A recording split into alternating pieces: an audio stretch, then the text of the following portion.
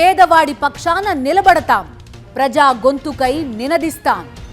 Voice of voiceless, తెలుగువారి మనస్సాక్షి సాక్షి TV. సాక్షి TV ప్రసారాల కోసం మీ స్థానిక కేబుల్ ఆపరేటర్ని వెంటనే సంప్రదించండి.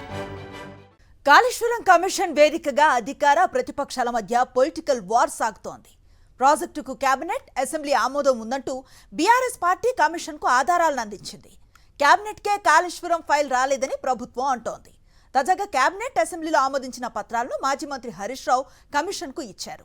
ప్రభుత్వం కమిషన్కు ఇచ్చిన డాక్యుమెంట్స్ బయట పెట్టాలని బీఆర్ఎస్ డిమాండ్ చేస్తోంది. కాళేశ్వరం ప్రాజెక్టు వ్యవహారంపై జరుగుతున్న జస్టిస్ పీసీ ఘోష్ కమిషన్ విచారణ ముగిసిందనుకుంటున్న తరుణంలో కొత్త ట్విస్ట్ బయటకొచ్చింది.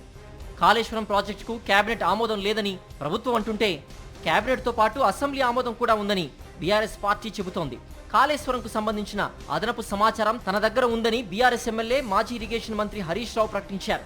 అపాయింట్మెంట్ ఇస్తే స్వయంగా అందిస్తారంటూ హరీష్ రావు చేసిన విజ్ఞప్తికి కమిషన్ అంగీకరించడంతో శుక్రవారం ఆయన కమిషన్ ముందు మరోసారి హాజరయ్యారు. కాళేశ్వరం ప్రాజెక్టుపై కేబినెట్లో 6 సార్లు, అసెంబ్లీలో 3 సార్లు చర్చ జరిపి ఆమోదించినట్లు కమిషన్కు ఆధారాలు సమర్పించారు హరీష్ రావు.